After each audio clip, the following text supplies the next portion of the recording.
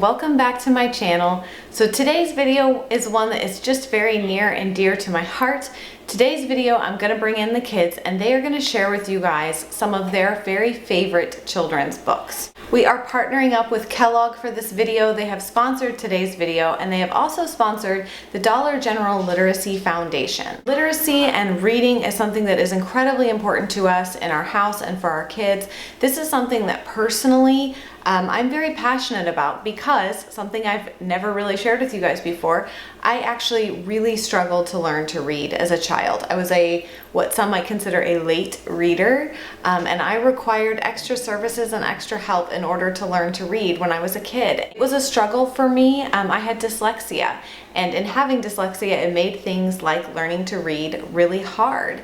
And so as a child who benefited from programs like this, I am so passionate about supporting programs that promote literacy and reading. We really strive to give our children a love for reading, because if you know how to read, you can learn anything you want to know. That's such a pillar of our homeschool, and even for our children who go to public school, it is a pillar of education for us that's so very important. The Dollar General Literacy Foundation is celebrating over 20 years of helping people learn how to read. They also help them take their high school equivalency tests or learn English. Okay, so I thought it would be fun to have the kids share with you guys some of their favorite books that they're loving, books that we've been reading to them. Some of these are kind of our favorites. These are like, we've been reading some of these books for years, and you'll be able to see they are well loved.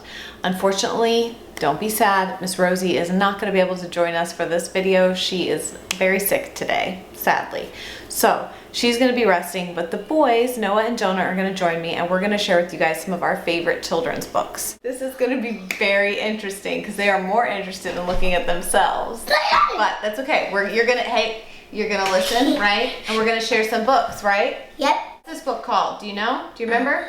One Love. One Love. This book is One Love, and it was written by Cedella Marley, who is Bob Marley's daughter, and it's basically an adaptation of his song One Love. It is a very sweet book. We love to read this book, don't we? She wrote a letter in the end kind of explaining that her dad wrote that song because he believes that everyone has a happy song in their heart, and for him that's his happy song. And I just think it's really, really sweet. This book is well loved. It is kind of falling apart. We have been reading it for years. And I'm pretty sure I got this book right before Noah came home from the Congo. So we've been reading this book for a number of years. One love, One love, one heart, one heart. let's get together Let's get together and feel alright.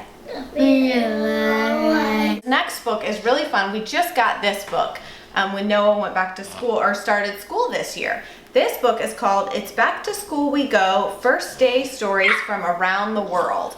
Yeah. I think this book is so good for every single family out there. We really try to give our kids a kind of world vision. We try to encourage them to world vision, how we think about how kids live in other countries and how they go to school and how their school scoot back. And how them going to school looks different than how we go to school, right? Yeah, right. So it's really cool. You learn about, there's different countries in here, and you learn about what back to school looks like for them. Like, for example, it talks about this little girl. It gives you a story of a little girl in Kenya and talks about her going back to school. Or little kids in China, they will earn these red handkerchiefs, and usually for good behavior, and usually they have earned theirs by the 3rd grade. They go home for lunch, right? Right. Yeah, sometimes they go home and eat lunch instead of eating lunch at school. So it just gives you kind of a picture of what school looks like for kids all around the world, which I think is really fun. And it's always good to learn about how other people live, right?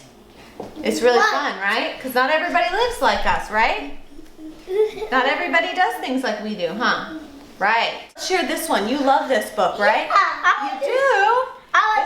I got that book. This is called Muddle and Match. This is Noah's book.